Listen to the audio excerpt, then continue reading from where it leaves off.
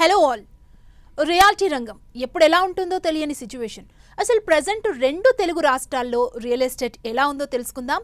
మనతో పాటు ఉన్నారు డాక్టర్ నంది రామేశ్వరరావు గారు, రియల్ ఎస్టేట్ ఎక్స్పర్ట్.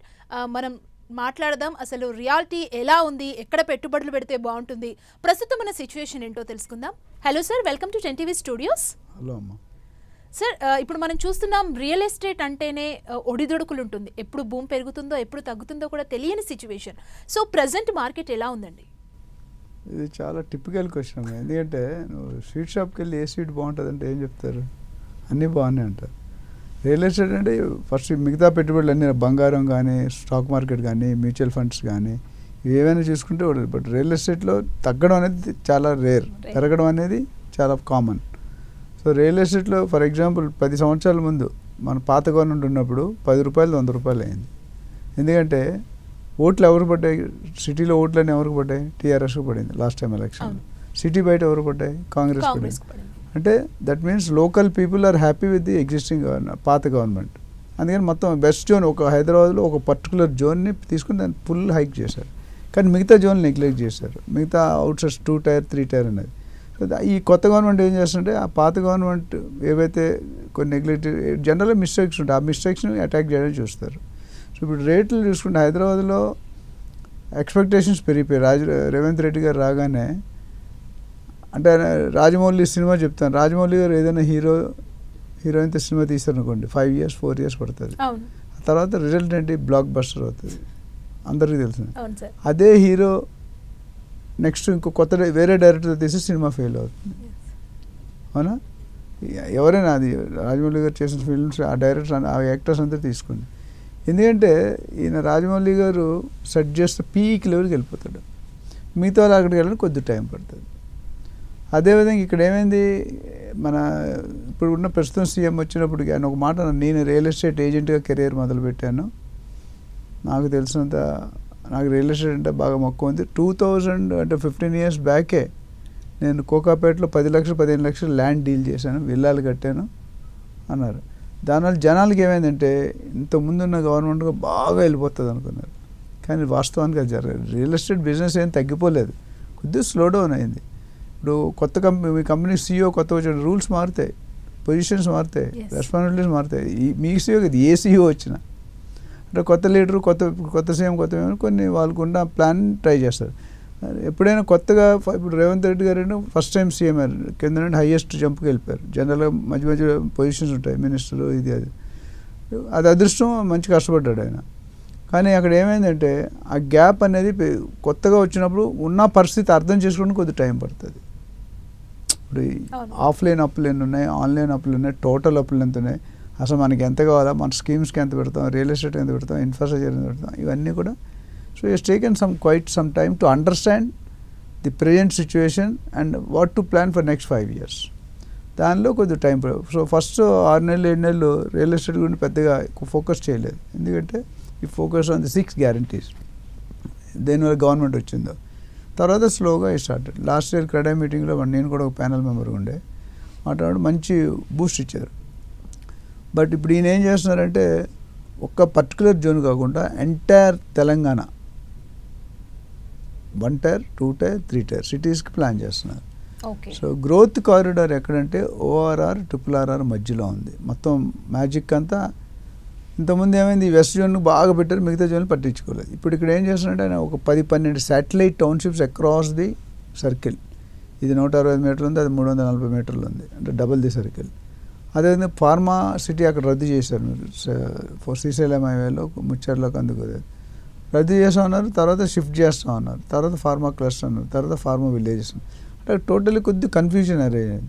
ఇప్పుడు క్లారిటీ. 4th సిటీ అంటే ఎందుకు వచ్చిందంటే సికింద్రాబాద్ ఇది 1st సిటీ, హైదరాబాద్ ఇది 2nd సిటీ, సైబరాబాద్ సిబిఎన్ గారి పేరుని 3rd సిటీ అంటే సైబరాబాద్, 4th రేవంత్ రెడ్డి గారి పేరులో ఉండిపోవాలి. అంటే ప్రతి సిటీకి ఎవరో పర్సనల్ ఇనిషియేషన్ తీసుకున్నట్టు 4th సస్టైనబుల్ సిటీ అని. అయితే 4th సిటీ 30,000 ఎకరాలు చేశారు. అంతకుముందు 20,000 ఎకరాలు ఫార్మర్ ఉంటే ఇప్పుడు 30,000 ఎకరాలు చేశాడు. సో 30,000 ఎకరాలు డెవలప్ చేయాలంటే it's not a joke. 10-20 years పడుతుంది. ప్రస్తుతం మనకు 7 లక్షల కోట్లు అప్పు ఉంది, ఖజానాలో డబ్బులు లేవని సార్ చెప్తున్నారు. సో ముందు ఖజానా డబ్బులు రీఫిల్, శాలరీస్ ఇవ్వాలి, తర్వాత ఇన్ఫ్రాస్ట్రక్చర్. ఫస్ట్ శాలరీస్ అయితే పీపుల్ విల్ నాట్ సర్వైవ్. ఇవన్నీ కారణాలు పెట్టుకుంటే కొద్దిగా యుఎస్లో పొజిషన్ కూడా రష్యన్ కానీ అది తీసుకున్న డెసిషన్లు ట్రంప్ గారు అడాపడా లెఫ్ట్ అండ్ రైట్ డెసిషన్ తీసుకుంటున్నాడు. 150 సంవత్సరాలు ఉన్న డెసిషన్ కూడా మారుస్తున్నాడు ఆయన. క్యాబినెట్ ఆమోదిస్తుందా లేదా సెనెట్ ఒప్పుకుంటుందా తెలియదు మనకి. సో ఓవరాల్గా తెలంగాణలో చూసుకుంటే మాత్రం రియల్ ఎస్టేట్ కొంచెం స్లో డౌన్ అయింది. ఇప్పుడు మొన్న 3-4 మంత్స్ కొద్దిగా పికప్ అయింది, అనుకున్నంత పికప్ అయితే రాలేదు. అంటే ఫుల్ ఫ్లెజ్డ్గా రియల్ ఎస్టేట్ పుంజుకోవాలంటే ఎంత టైం పట్టొచ్చు? అది $1 బిలియన్ క్వశ్చన్. అప్పుడు మీరు ఏం చేయాలంటే రేవంత్ రెడ్డి గారు క్యాబినెట్లో నాకు పొజిషన్స్ వాళ్ళు ఏం మాట్లాడుకుంటారో విని చెప్తాను. అంటే పికప్ అవ్వడం కొద్ది టైం పడుతుందండి, ఎందుకంటే స్టేబుల్ అవ్వాలి. అయితే మంచి పాయింట్ ఏంటంటే ఇంతవరకు రేట్లు పెరగలేదు. లాస్ట్ 1.5 year నుండి ఆల్మోస్ట్ 12-15 నెలలు వాట్ ఎవర్ అయిందో ఎక్కడ కూడా రేట్లు పెరగలేదు. రేట్లు స్తంభించిపోయాయనొచ్చు, ఆగిపోయాయనొచ్చు, సెటిల్ డౌన్ అయింది. ఏదైతే అంతకుముందు ఆర్టిఫిషియల్ హైప్ అయిందో, ఆర్టిఫిషియల్ అంటే తెలుసు కదా, నార్మల్గా పెరగలేదు, ఆర్టిఫిషియల్గా పెరిగిపోయింది ఒక్కసారి. సో ఆ పెరిగినప్పుడు ఆ రేట్లు ఎక్కువ అనిపించాయి మధ్యతరగతి కుటుంబాలకి, కరెక్ట్ లేదు. సో అవి ఏవైతే అయిపోయి మరి సెటిల్ డౌన్ అయిపోయి, ఇప్పుడు గ్లాస్లో నీళ్ళు ఇసుక కంకర వేస్తే డిఫరెంట్ లెవెల్స్లో సెటిల్ అవుతుంది. అంటే ఇక్కడ ఏమైందంటే ఏదైతే 10-20-30% పెరిగినా ఇప్పుడు స్టేబుల్ అయిపోయి జనరల్గా మార్కెట్ బాగుంటే ఎవ్రీ 2-3 months రేట్లు పెరుగుతాయి. గజానికి 100-200 1000 వాటెవర్. ఇప్పుడు ఏమైంది లాస్ట్ 1 yearలో 1-6 తప్ప ఎవరు పెంచలేదు, ఎందుకంటే అసలే సేల్స్ తక్కువ ఉంది. పెంచితే ఇంకా సో దానివల్ల కొనుక్కునే వాళ్ళకి అయితే డెఫినెట్గా మంచి టైం. ఈ ప్రైస్ మళ్ళీ రాదు మీకు, 1.5 year ఓల్డ్ ప్రైస్ వస్తుంది. ప్లస్ గవర్నమెంట్ కూడా నోటిఫికేషన్ ఇచ్చింది ఏంటంటే 30-35% ఇప్పుడు పెంచుతున్నారు రేట్లు. లాస్ట్ ఇయర్ ఆగస్టులో పెంచాల్సింది ఇప్పుడు ప్లాన్ రెడీ అవ్వలేదు, ఇప్పుడు నోటిఫికేషన్ ఇచ్చారు. మనం మేబీ నెక్స్ట్ ఒక రానున్న 1-2 monthsలో 32. అంటే ఇప్పుడు కొనుక్కోపోతే ఇప్పుడు ₹1,00,00,000 తర్వాత ₹1,30,00,000 ఇచ్చి కొనుక్కోవాలి. ఎవరైనా డబ్బులు ఉంటే వెయిట్ చేయకూడదు, చేతిలో డబ్బులు ఉంటే చిల్లర ఖర్చులు అయిపోతాయి. రియల్ ఎస్టేట్ పడితే ఎక్కడికి కాదు. అదేవిధంగా రిజిస్ట్రేషన్ స్టాంప్ డ్యూటీ కూడా పెరుగుతుందో తగ్గుతుందో ఏదైనా అవుట్ అవ్వచ్చు. బట్ ఏదేమైనా 30-40% అక్కడ ఏం చేస్తారు, బ్లాక్ వాల్యూని తగ్గించి వైట్ వాల్యూని పెంచుతున్నారు.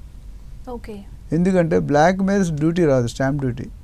ఇప్పుడు ₹1,00,00,000 పెట్టి ఎవరైనా 1 acre ల్యాండ్ కొన్నారనుకోండి, ఇక్కడ 100 kilometers, ఆ ₹100,00,000కి మనం 10 లక్షలు 15 లక్షలు చూపిస్తాం. ట్యాక్స్ కట్టేది 7.6% దాని మీద కడుతున్నాం. ఇప్పుడు ఏం చేస్తారంటే గవర్నమెంట్ రెవెన్యూ కావాలి, అతి త్వరగా వచ్చే రెవెన్యూ అంటే రియల్ ఎస్టేట్. మీకు స్టాక్ మార్కెట్లో గ్యారంటీ లేదు, గోల్డ్ మార్కెట్లో గ్యారంటీ లేదు, జాబ్స్ లేవు, ఇవన్నీ క్విక్గా అగ్రికల్చర్ అంత మాత్రం ఉంది. సో క్విక్గా రావాలంటే రియల్ ఎస్టేట్. అందుకని ఈ 2 చేంజెస్ చేశారు, స్టాంప్ డ్యూటీ 2 చేస్తే కొన్ని వేల కోట్లు గవర్నమెంట్ ఖజానాలో పడతాయి.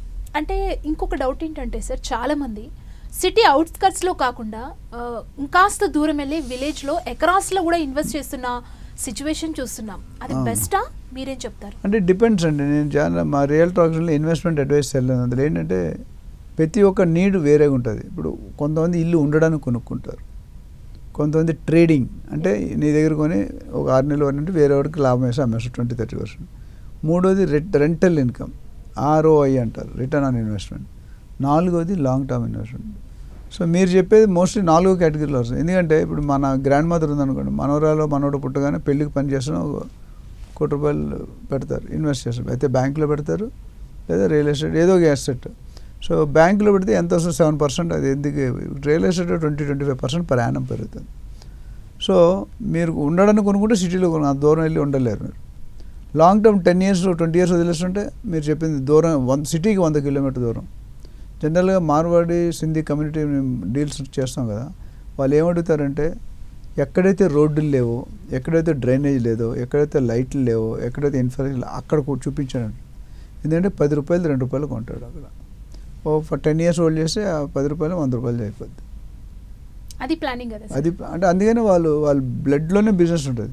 మనం పుట్టిన తర్వాత నేర్చుకుంటాం. వాళ్ళకి మనకి వాళ్ళు చేసే పద్ధతిలో. ప్లస్ 10వ క్లాస్ అవగానే కౌంటర్లో కూర్చోబెట్టేస్తాడు. మనం డిగ్రీలు, MPలు, PhDలు అన్నీ చేసుకుని ఈ లోపలికి ఉన్నది కాస్త నాగట్టుగా. అదేవిధంగా మీరు ఆంధ్ర గురించి, ఆంధ్రాలో కూడా సేమ్ ప్రాబ్లం. చంద్రబాబు నాయుడు గారు చాలా ప్రూవన్ సేమ్, ఆల్రెడీ అంతకుముందు 3 సార్లు, ఇది 4వసారి. కానీ అక్కడ కూడా 10 lakh crores అప్పు ఉంది. సో డబ్బులు మన June 2024 June 2 నుండి విడిపోయాం మనం. Hyderabad is no more common capital. So అది ఇన్ఫెంట్ అంటే జస్ట్ బోర్న్ బేబీ. దానికి డబ్బులు కావాలంటే కొద్ది టైం పడుతుంది. మీకు అర్థమైందా? ఆ టైం తీసుకుంటే ఇప్పుడు ఏమైంది, గత గవర్నమెంట్లో ఎన్ని ప్రాబ్లమ్స్ అయినా అవన్నీ సెటిల్ చేయడానికి కొద్ది టైం పడుతుంది. 1 year అయిపోయింది సార్ వచ్చి. ఇక్కడ చేసినప్పుడు అక్కడ ఎందుకు చేయలేకపోతుంటే అక్కడ కొద్ది ఫండ్స్ ఫ్లో, వడ్డీ కట్టడానికి మళ్ళీ అప్పు చేసుకుంటున్నాం. ఆ స్టేజ్ దాన్ని ఇప్పుడు చాలా లాస్ట్ 1.5 yearలో ఏదో వర్కింగ్ చేశారు లోకేష్ బాబు గారు కానీ, చంద్రబాబు గారు కానీ, మిగతా క్యాబినెట్ మినిస్టర్ కానీ. They trying to pool funds. ఇప్పుడు Adani group, Ambani group, Tesla group, Equinix, చాలా ఫారెన్ మైక్రోసాఫ్ట్, గూగుల్, యూట్యూబ్ అన్నీ కూడా, ఫేస్బుక్ అన్నింటిలో కూడా డిస్కషన్ జరుగుతుంది. కానీ మెటీరియల్స్ ఇవ్వాలి. డిస్కషన్ జరగడం వేరు, మన అకౌంట్లో డబ్బులు పడడం. ఇప్పుడు నీకు శాలరీ ఇవ్వకుండా ఎన్ని చెప్పినా అకౌంట్లో పడితే కదా నీకు శాలరీ వచ్చినట్టు. మనకి ఖర్చు ఎప్పుడు నీ అకౌంట్లో పడినా నీకు పవర్స్ ఉంటాయి, మా అకౌంట్లో నీకు పవర్స్ ఉండవు. అదే గవర్నమెంట్లో కూడా మన అకౌంట్లో 15,000 కోట్లు అమరావతి డెవలప్మెంట్. ఒక మంచి పని ఏమైందంటే అమరావతి ఇంకా క్యాపిటల్గా కాదని ఎవరు చెప్పలేరు. ఆ ప్రికాషన్ తీసుకున్నారు చంద్రబాబు గారు. సో ఎందుకంటే ఇప్పుడు సెంటరే 15,000 కోట్లు ఇచ్చింది, ఫ్యూచర్లో ఇంకా ఇవ్వచ్చు, మేబీ 1,50,000 కోట్లు కావాలి, బట్ టెంపరీ ఫేజ్ 1లో. సో అవి చూసుకొని డెవలప్మెంట్స్ రేట్స్ అన్నీ మీరు అడుగుతుంటే, క్యాపిటల్ యాక్సెస్ రోడ్ అంటే మెయిన్ రోడ్ ఒక 9-10 kilometers ఉంటుంది. అక్కడ గవర్నర్ బంగ్లా, high court, IAS officer quarters, government offices ఆ రోడ్లో వస్తున్నాయి. అక్కడ దాదాపు 60-65 వేలు, 50 నుండి 65,000 డిపెండింగ్ ఆన్ ద ఏరియా. అక్కడ నుంచి కొద్ది 30 kilometers వరకు వెళ్తే 10,000-12,000 దొరుకుతాయి. CRD approval, capital region development authority. అట్లానే కాజా, తాడేపల్లి, డిఫరెంట్ గుంటూరు, మంగళూరు, డిఫరెంట్. ఇప్పుడు Guntur, Vijayawada, Amaravati is triangle love story, అంటే 3 కోణాల్లో ఉంటుంది. సో అక్కడికి మన క్యాపిటల్ సిటీ నుండి 25-30 kilometers వరకు ఇన్వెస్ట్ చేసుకోవచ్చు. మీకు బడ్జెట్ ఉంటే నా సజెషన్ అంటే రేట్ ఎక్కువైన దగ్గర కొనుక్కోకూడదు, రేట్ తక్కువ దగ్గర కొనుక్కోవాలి. ఎక్కడైతే రేట్, అమరావతి అయినా కావచ్చు, హైదరాబాద్ ఎక్కడైనా రియల్ ఎస్టేట్లో ఫండ్ ఏంటంటే, ఫర్ ఎగ్జాంపుల్ మనం జూబ్లీ హిల్స్లో ఉన్నాం. జూబ్లీ హిల్స్లో రేటు 4 లక్షలు 3.5 per yard. 4 లక్షలు ఉంటే 10 సంవత్సరాల తర్వాత ఎంత అవుతుంది మీ ప్రకారం? హార్డ్లీ 20,000-30,000 పెరుగుతుంది, 40,000. అదే మీరు 20,000 10,000 కొనుక్కున్నారు ఉంటే అది 5 times అయిపోద్ది 10 yearsలో. సో ఇక్కడికి నక్కకి నాగలాగా ఆస్మాన్ జమీన్ ఫరక్. So it all depends upon your purpose. And చాలామంది మన ఇన్వెస్టర్స్ కానీ, బయర్స్ కానీ, నేను చెప్తాను బిల్డర్స్ కానీ, రియల్ ఎస్టేట్లో ఎదగాలి, ఒక ఏజెంట్గా కానీ, ఒక బిల్డర్గా కానీ, ఒక డెవలపర్గా కానీ, ఒక ఇన్వెస్టర్ కానీ, ఒక బయ్యర్ కానీ, భూమాతంత పేషెన్స్, ఆకాశమంత ఆశ ఉండాలి. ఆశ అత్యాశ అయితే పర్వాలేదు, ఇప్పుడు ఆశ నుండి అత్యాశ, అత్యాశ నుండి దురాశకి వెళ్ళినప్పుడు చీటింగ్ మొదలవుతుంది. అంటే మనం ఫస్ట్ బాగానే చేస్తాం, we are very clean, very transparent. 2 project చేయగానే మనకి నాలెడ్జ్ వస్తుంది. ఇప్పుడు 2 years ఎక్స్పీరియన్స్ వస్తే డిఫరెంట్, స్టార్టింగ్లో డిఫరెంట్ ఉంటుంది. ఆ ఎక్స్పీరియన్స్ ఏంటంటే ఫాల్స్ లెవెల్లో వెళ్తుంది. జనాలు ఓవర్ నైట్ బిలియనర్ అయిపోవాలి, మిలియనర్ అయిపోవాలి, అక్కడే దెబ్బతింటుంది. సో ప్రజలు ఎవరైతే ఇన్వెస్ట్ చేసుకుంటారో, ఫస్ట్ ఎవరైనా ప్రాపర్టీ కొనుక్కోవాలంటే, నాలాంటి రియల్ ఎస్టేట్ ఎక్స్పర్ట్స్ చాలామంది ఉన్నారు, నా దగ్గర రావచ్చు, ఎవరి దగ్గరికి వెళ్ళచ్చు. 20 years 30 years అగ్ని ఉంటే వాళ్ళకి అప్ అండ్ డౌన్ చూసుంటారు. 2008లో మేము స్టార్ట్ చేసిన రెసిషన్ మొత్తం US కొలాప్స్ అయింది, ఇండియా, వరల్డ్ మొత్తం. మళ్ళీ ఇప్పుడు నెక్స్ట్ ఈ ట్రంప్ గారు ఇలా చేస్తే ఆ పొజిషన్ వచ్చే అవకాశాలు ఉన్నాయండి. రాకూడదు, వస్తే మనం ఏం చేయలేం. సో ఓవరాల్గా కొనుక్కునేది పర్పస్, ఎక్స్పర్ట్ తీసుకోవాలి, మంచి లొకేషన్, మంచి ప్రాజెక్ట్, మంచి బిల్డర్, మంచి డెవలప్మెంట్స్ ఇవి ఉన్నప్పుడే మీరు ఏదైతే రియల్ ఎస్టేట్లో పెట్టిందే అప్రిషియేషన్కి. మనం ఇంత 2 సంవత్సరాలు ఒక 5 yearsకి డబుల్ అయిపోతుంది మినిమం, 20-25% per annum. ఇందులోనే అంత ఇంక్రీజ్ లేదు, బ్యాంకులో లేదు, గోల్డ్లో లేదు, షేర్ మార్కెట్ ఎంత స్పీడ్ లేదు అంత స్పీడ్గా పడిపోతుంది కూడా. కానీ రియల్ ఎస్టేట్ తగ్గిన సందర్భాలు చాలా తక్కువ ఉన్నాయి. సో ప్రజలు ఆలోచించి వాళ్ళ పర్పస్, వాళ్ళ కెపాసిటీ, హోల్డింగ్ టైం అంటాం, ఎన్ని సంవత్సరాలు, దాన్ని బట్టి మేము సరైన డెసిషన్ చెప్తాం. ఓకే సార్, ఇంకొక చిన్న డౌట్ ఏంటంటే, ఇది చిన్న డౌట్ కాదు, మధ్యతరగతి వారికి ఉన్న ప్రతి ఒక్కరిలో ఉన్న డౌట్. వాళ్ళ దగ్గర ఉండేది కొంత అమౌంటే, దాన్ని ఫ్లాట్ కొనుగోలు చేయాలా, ప్లాట్కి వెళ్ళాలా, దేనికి వెళ్తే బాగుంటుందనే కన్ఫ్యూజన్ చాలా మందిలో ఉంటుంది. సో యాజ్ ఏ ఎక్స్పర్ట్గా మీరు ఎలాంటి సజెషన్ ఇస్తారు? అంటే ప్లాట్ కొనుక్కోవాలా, ఫ్లాట్ కొనుక్కోవాలంటే it all depends upon again is individual choice. నీకు నచ్చింది నాకు నచ్చవచ్చు, నాకు నచ్చింది వేరే వాడికి నచ్చకపోవచ్చు. లాభాలు ఎందులో ఎక్కువగా ఉంటాయి? లాభాలు అనేది అదే, ఇప్పుడు మీరు ఉండడానికి అనుకుంటున్నారు, లాభాలు చూడకూడదు. When you're using the property లాభాలు తక్కువ ఉంటాయి, when you're not using property ఎక్కువ ఉంటాయి. ఫర్ ఎగ్జాంపుల్ ఒక ఫ్లాట్ కొనుక్కున్నాం ₹1,00,00,000 పెట్టి, ఎక్కడో దూరంగా, సిటీలో అయితే రాదు, బంజారా జూబిలీ అంటే 5 కోట్లు ఉండాలి ఫ్లాట్, 2,000 square feet కొనండి. సో కొనుక్కున్నప్పుడు ₹1,00,00,000కి మనం రెంట్కి ఇచ్చాం అనుకోండి ఫ్లాట్.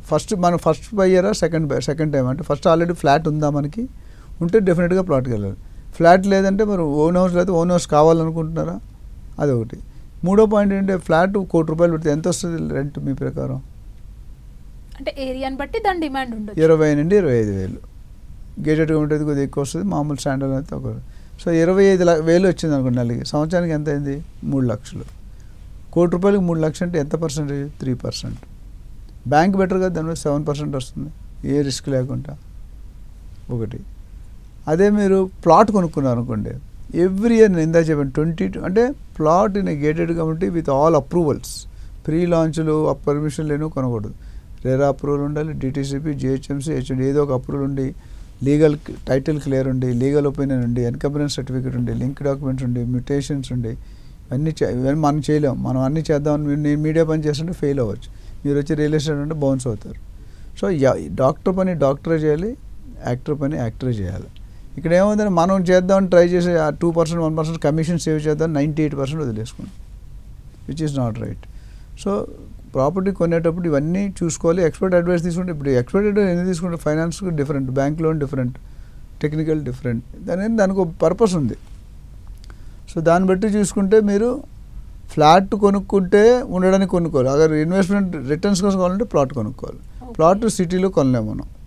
ఫ్లాట్ 3 లక్షలు 4 లక్షలు అంత నార్మల్ సామాన్య ప్రజలు కొనుక్కోవాలనుకుంటే స్లైట్లీ డిఫికల్ట్. సో దానికోసం మనం దూరం వెళ్తాం. ఉండడానికి మీరు వెళ్ళి షాద్ నగర్, బాలానగర్, జడ్చర్లలో ఉండలేరు, బికాస్ కాలేజెస్, స్కూల్స్ ఇవన్నీ కూడా. ఇప్పుడు ఎవరైనా ఇల్లు కొనుక్కుంటే ఫస్ట్ ఏం చేస్తారు, పిల్లలకి దగ్గర ఉండాలి, అమ్మ నాన్నకి హాస్పిటల్ సౌకర్యం ఉండాలి, భార్య ఎక్కువ ట్రావెల్ చేయకూడదు. నలుగురు, కొడుకు ఒక దగ్గర, కూతురు ఒక దగ్గర, భార్య ఒక దగ్గర, భర్త ఒక దగ్గర, 4 డైరెక్షన్లు. ఎవరు కాంప్రమైజ్ అవుతే first head of the family compromise అవుతాడు, దూరంగా వెళ్ళండి, నెక్స్ట్ వైఫ్, నెక్స్ట్ అట్లా.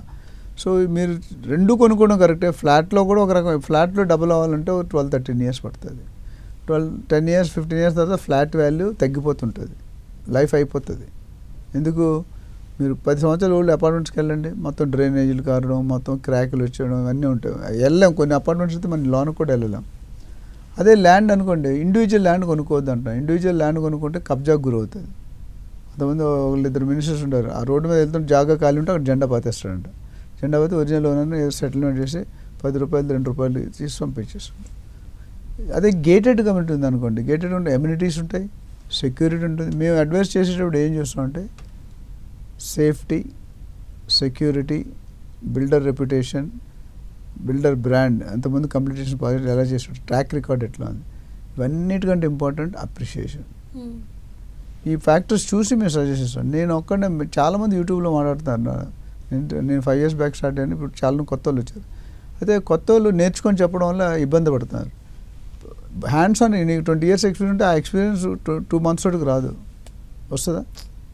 సో నేను చాలామంది యాంకర్లు లాంచ్ చేశాను, అందరూ ఒకలాగా ఉండరు, ఒక్కొక్క స్టైల్, కొంతమంది స్వెట్టింగ్ అవుతారు, కొంతమంది ఫ్రీగా చెప్తారు. సో ఇక్కడ కూడా ఏమవుతుందంటే మీరు పెట్టుకుని అపాయింట్ చేసుకునే రియల్ ఎస్టేట్ రియాల్టర్ కానీ అడ్వైజర్ కానీ మంచి వాడిని అపాయింట్ చేసుకుంటే మీకు 80% వాళ్ళే చేసి పెడతారు. సో ఓవరాల్ నా సమ్మరీ ఏంటంటే, మీరు ఉండాలనుకుని సిటీలో ఉండాలంటే ఫ్లాట్కి వెళ్ళాలి, మీకు ఆప్షన్ లేదు. అప్రిషియేషన్ ఫ్లాట్ వాల్యూ కూడా పెరుగుతుంది, అది కూడా తీసుకుంటే ఎంత తీసుకున్నా ప్లాట్లో వచ్చేంత లాభాలు. ఇండివిజువల్ గేటెడ్ కమ్యూనిటీలో మొత్తం ఆల్ ఎమ్యూనిటీస్తో ఎవరైనా వెళ్ళాలి, మీరు కొనుక్కున్నారు అనుకోండి ఒక కమ్యూనిటీలో కొనుక్కుంటే మీరు కాకుండా వేరే వాళ్ళు వెళ్తే వెళ్ళనివాడు, ప్లాట్ నెంబర్ అడుగుతాడు, మనిషి పేరు అడుగుతారు, చెప్పలేము మనం flat number. So gated community already కబ్జాకు గురయ్యే అవకాశాలు తక్కువ, దాన్ని బట్టి they have to decide. So దీని మీద ఇంకా డీటెయిల్స్ కావాలంటే వాళ్ళు అడగవచ్చు. ఓకే అండి, ఇంకొక డౌట్ ఏంటంటే హైడ్రా, ఈ హైడ్రా భయాలు చాలా ఉన్నాయి. సో ఈ హైడ్రా వల్ల రియల్ ఎస్టేట్ తగ్గింది అనుకోవచ్చా? ఎందుకంటే కన్స్ట్రక్షన్ కూడా ఎక్కడికక్కడ ఆగిపోయిన సిచ్యువేషన్ కనబడుతుంది. ఇంకో వైపు చూస్తే హైడ్రా యూటర్న్ కూడా తీసుకుంది. సో ఓవరాల్గా మీరేం చెప్తారు యాజ్ ఏ ఎక్స్పర్ట్గా హైడ్రా గురించి? మీరు అన్ని రాజకీయాలు, నేను ఇప్పుడు రియల్ ఎస్టేట్ అనలిస్ట్ అండి, పొలిటికల్ అనలిస్ట్ కాదు. ఓకే, హైడ్రా అనేది ఏంటంటే ది ఇంటెన్షన్ ఈజ్ గుడ్. ఎందుకంటే ఒకప్పుడు ఈ ప్రాసెస్లో 2000 చెరువులు ఉండేవి తెలంగాణలో, హైదరాబాద్. ఇప్పుడు 400 చెరువులు అయ్యాయంట. అంటే దాదాపు 1600-1700 చెరువులు కబ్జాకు గురయ్యాయి. ఇల్లీగల్ ఆక్యుపేషన్, నాలాస్ అవ్వచ్చు, పార్కులు అవ్వచ్చు, రోడ్లు అవ్వచ్చు, ఎఫ్టీఎల్ జోన్ అవ్వచ్చు, బఫర్ జోన్ అవ్వచ్చు. సో ఇలాగ వదిలేసి ఇంకో 10 సంవత్సరాలు అసలు చెరువులే ఉండవు. చెరువులు ఎందుకు పెట్టారు? తాగే నీళ్ళు. పల్లెటూరులోకి వెళ్తే ఏ ఊరికి వెళ్ళినా జాతికి ఒక, అంటే కమ్యూనిటీకి ఒక కాలనీ ఉంటుంది, బ్రాహ్మిన్స్ వేరు, నాయుడుస్ వేరు, అట్లా ఉన్నాయి ఇప్పటికీ పల్లెటూరులో అట్లానే ఉన్నాయి. సో ప్రతి వాళ్ళు చెరువులు, ఒక్కొక్క గ్రామానికి 3-4 చెరువులు క్రియేట్ చేశారు. అలా 2000 చెరువులు అయిపోయినాయి. ఇప్పుడు ఏమైంది, ఈ కండిషన్ తీసుకోవడం మంచి ఇంటెన్షన్, మంచి థాట్ ప్రాసెస్. నాకు ఏవి రంగనాథ్ గారు కూడా కలిసాం, ఆయన కూడా ఎక్స్ప్లెయిన్ చేశాడు. ఏమంటే గవర్నమెంట్ అయితే ఇక్కడ ప్రాబ్లం ఎక్కడ వచ్చిందంటే తెలంగాణ ఇవ్వడం తప్పు కాదు కానీ తెలంగాణ ఇచ్చే విధానంలో తప్పు ఉన్నది అన్నారు. హైడ్రా ఇవ్వడం తప్పు కాదు, హైడ్రా పెట్టడంలో ఎన్ఫోర్స్మెంట్ కొద్దిగా ఇమీడియట్గా ఉన్నట్టుండి రోడ్డు మీద పడేస్తే పబ్లిక్ ఇబ్బంది పడ్డారు, అదొక్కటే. బట్ అదే ఇప్పుడు యూటర్న్ అంటే ఎందుకంటే they realize the problems of the normal citizens. Voters ఎవరైతే ఉన్నారు ఇప్పుడు ఓటర్స్ ఎంత, ఇప్పుడు లేటెస్ట్ ఓటర్స్ అంటే యంగ్స్టర్స్ ఎక్కువ, యూత్ ఏ తలుచుకున్నా అదే స్పీడ్గా చేస్తారు. సీట్ ఎక్కించగలరు, సీటు దించగలరు. Wife is double edge knife అని చెప్తాను, అదే ఉంటుంది. మన సింహం నవ్వింది అని ఫోటోగ్రాఫ్ తీసుకుంటే సింహం ఫోటోలు ఎవరుంటే మీరు ఉండరు, సింహం ఉంటుంది, మీరు తినేస్తారు కాబట్టి. సో ఇక్కడ కూడా హైడ్రా ఇనీషియల్ ఫస్ట్ 2-3 monthsలో కొద్దిగా అగ్రెసివ్గా సాటర్డే పూట నోటీసులు ఇచ్చి అవన్నీ చేశారు. ఈ ప్రాబ్లమ్స్ వచ్చిన తర్వాత వాళ్ళు ఏమంటే మీరు కూలగొట్టడం తప్పు కాదు, ఎందుకు కూలగొడుతున్నారు? బిల్డర్ పర్మిషన్ ఇచ్చాడు, బిల్డర్ అమ్మాడు డబ్బులు తీసుకొని, డిటీసీపీ హెచ్ఎండి పర్మిషన్ ఇచ్చారు, రేరా అప్రూవల్ ఉంది, బ్యాంకులో ఉంది, మేము మా తప్పే ఉంది అంటున్నారు. అవును, గవర్నమెంట్ ఇప్పుడు అన్ని గవర్నమెంట్ కదా, బ్యాంక్ కానీ రేరా కానీ డిటీ అన్నీ కూడా గవర్నమెంట్. వాళ్ళు చేసిన తప్పులు మమ్మల్ని ఎందుకు బలి చేస్తున్నారు? వాళ్ళు ఎవరితో చెప్పుకుంటారు? మీరు రోడ్డు మీద పడేసి ఇల్లు కొట్టేశారు, అటు ఈఎంఐ కట్టాలి, ఆ ఇంటికి ఇల్లు లేదు. ఆ ప్రాబ్లమ్స్ గవర్నమెంట్ నోటీస్కి వెళ్ళింది, అవన్నీ చేసి వాళ్ళు ఏమంటే కోలుకొడితే ఆల్టర్నేటివ్ ఇవ్వండి. అందుకని జవహర్ నగర్లో ఎక్కడో 1000 ఎకరాలు తీసుకొని అక్కడ ప్లాట్స్ ఇస్తాము, ప్లాట్స్ ఇల్లు కూడా కట్టిస్తాం అనే ప్రపోజల్ వచ్చింది అక్కడ. సో హైడ్రా అనేది ఏవి రంగనాథ్ గారు ఎవరైతే ఉన్నారో ఫేస్లో కనిపిస్తున్నారు. బట్ ఆయన వెనకాల 10 డిపార్ట్మెంట్స్ అప్రూవ్ చేయాలి. ఇరిగేషన్ డిపార్ట్మెంట్, జిహెచ్ఎంసీ, రేర్ ఇవన్నీ అప్రూవ్ చేస్తేనే ఆయన కోలుకొడతాడు. కాకపోతే ఫ్రంట్ పేజ్లో ఆయన కనిపిస్తున్నాడు క్యాప్టెన్గా. సోల్జర్స్ బోల్డ్ ఉందన్నారు, each department has to certify నువ్వు ఎరగొట్టవచ్చు లేదా కోలుకొట్టవచ్చు అని, అప్పుడే చేస్తారని, లేకపోతే చేయడానికి ఉంటుంది. బయటికి మాత్రం కమిషనర్ కూడా కనిపిస్తున్నాడు. ఆ విధంగా చూసుకుంటే హైడ్రా పెట్టిన విధానం యూటర్న్. ఎందుకంటే ఇప్పుడు స్లో డౌన్ అయ్యి ఎవరైనా పర్మిషన్ ఉండి నివసిస్తుంటే వాళ్ళని వదిలేస్తున్నారు, కానీ పర్మిషన్ ఉండి ఎవరైనా అండర్ కన్స్ట్రక్షన్ ఉంటే కోలుకొడుతున్నారు. అట్లనే commercial establishments, colleges, schools, hospitals అవి సడన్గా తీస్తే అకాడమిక్ ఇయర్ పోతుంది కదా కాలేజీలో, ఆ సంవత్సరం ఎంత కాస్ట్, భారీ కాస్ట్ పడుతుంది.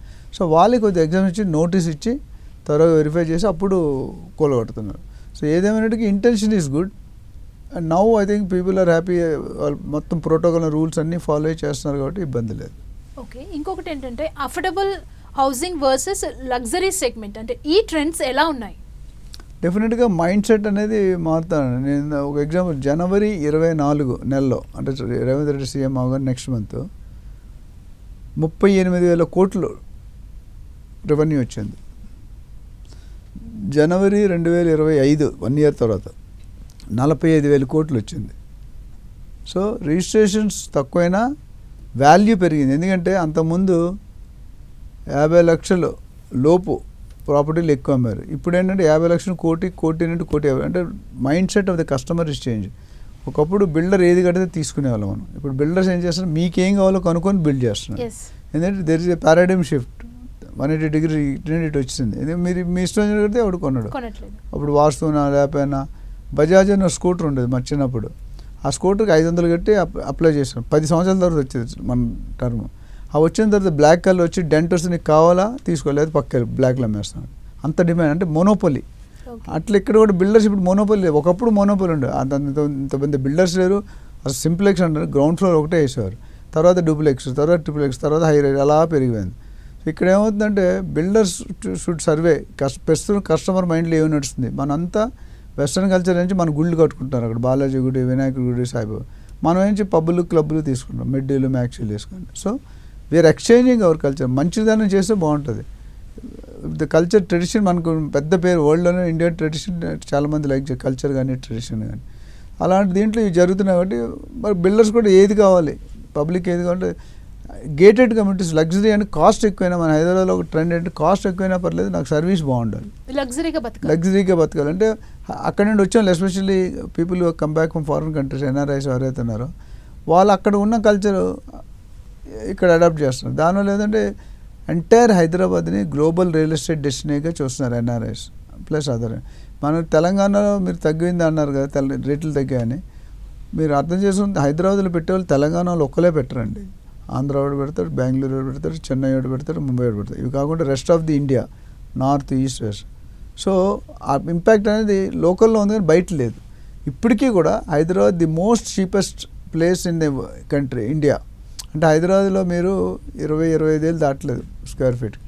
మీరు చెన్నై, బెంగళూరు అయితే 70,000, 80,000, ముంబైలో అయితే లక్షల్లో ఉంటుంది ఒక స్క్వేర్ ఫీట్. నేను అప్పుడు 2007-8లో చూసిన ఒక యూకే లేడీ 2000 స్క్వేర్ ఫీట్, 10 సంవత్సరాలు ఓల్డ్ ఫ్లాట్ అప్పటికి 2007కి. ఎంత కొని ఉండొచ్చు చెప్పండి? 10 సంవత్సరాలు 2000 స్క్వేర్ ఫీట్ ఎంత ఉంటుంది మీకు? చాలా తక్కువగా ఉండొచ్చు. ఎంత ఉండొచ్చు? 1,50,00,000 ముంబై ఒకటి మేబీ ఇంకొంచెం 37 కోట్లు కొన్నది.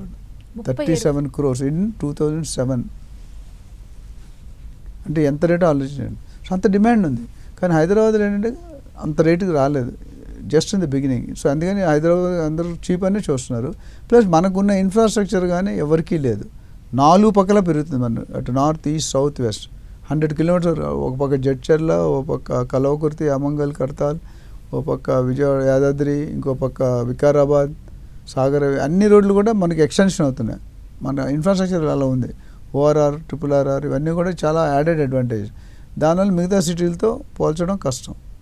అట్లానే హైదరాబాద్ సెకండ్ క్యాపిటల్ చేయాలి, లేకపోతే యూనియన్ టెరిటరీ చేయాలని సెంట్రల్ గవర్నమెంట్ చాలా సీరియస్గా వ్యూ చేస్తుంది. అందులో మన పేరే, చెన్నై కాదు, బెంగళూరు ట్రాఫిక్, వైజాగ్ సి, ముంబై సి, ఇవన్నీ కూడా అయ్యే అవకాశాలు. ఏదైనా కాస్త కోస్త ఉన్నదంటే మనకి ఇదే హైదరాబాద్ పాసిబుల్. సో అందుకని ఎవ్రీబడి, అందరూ చూపు ఇప్పుడు సాఫ్ట్వేర్ వాళ్ళు వచ్చే జాబులు పోతున్నాయి, వాళ్ళు వచ్చి రియల్ ఎస్టేట్లో జాయిన్ అవుతున్నారు, part time or full time. ఇక రియల్ ఎస్టేట్ నేను చెప్తాను, RRR అంటే మీకు తెలిసినట్టే సినిమా, Raghuramaraju, right, regional ring road. నేను కొత్తగా పెట్టేది ఏంటంటే రౌడీజం, రాజకీయం, రియల్ ఎస్టేట్. ఇది RRR. ఈ మూడింటికి ఒక కామన్ ఫ్యాక్ట్ ఉంది, ఏ అర్హత అక్కర్లేదు. ఈ పనులు చేయడానికి ఏమైనా అర్హత కావాలా? రౌడీజం, రాజకీయం, రియల్ ఎస్టేట్. సో దానివల్ల ఏమవుతుందంటే ప్రతి ఒక్కరు కూడా ఇటే చూస్తాడు. రెవెన్యూ ఎవరైనా లక్షాది బిలియనర్, మిలియనర్ అంటే వాడికి real estate background, direct or indirect ఉంటుంది. Barack Obama, Donald Trump, Warren Buffett, ఇప్పుడు pharma company, Aurobindo pharma, MSN, ఇవన్నీ కూడా రియల్ ఎస్టేట్లో దీపాయి. ఒకప్పుడు అలా చేశారు, ఇప్పుడు last 5 years trend. So real ఎస్టేట్లో అంత పొటెన్షియల్ ఉంది. 75 million jobs are going to come in next 10 years. Real estate అంటే 7.5 crores, అంత జనాలు ట్రెండ్ లేరు. అదే $1 trillion బై 2030. 2040కి ఇంకా 2030కి $1 trillion, 2040-45కి $10 trillion. ఒక ట్రిలియన్ అంటే కొన్ని లక్షలు. ఓకే. సో అంత డిమాండ్ ఉంది కాబట్టి హైదరాబాద్ని ఎప్పుడు కూడా, నేను ఎప్పుడు అడిగినా Hyderabad is going to rock for next 10 years. There is no doubt. Okay అండి, థ్యాంక్ యూ సో మచ్ అండి. రియల్ ఎస్టేట్ ట్రెండ్స్ ఎలా ఉన్నాయి, అసలు ప్రజెంట్ సిచ్యువేషన్ ఏంటి, ఫ్యూచర్ ఎలా ఉండబోతుంది, చాలా చక్కగా మా టీవీ ప్రేక్షకులకు తెలియజేసినందుకు thank you so much sir. Thank you అమ్మా. సో వ్యూయర్స్, చూసారు కదా ప్రజెంట్ 2 తెలుగు రాష్ట్రాల్లో రియల్ ఎస్టేట్ ట్రెండ్స్ ఎలా ఉన్నాయో సార్ మాటల్లో విన్నాం. మరో కార్యక్రమంతో మళ్ళీ కలుద్దాం. చూస్తూనే ఉండండి 10 TV.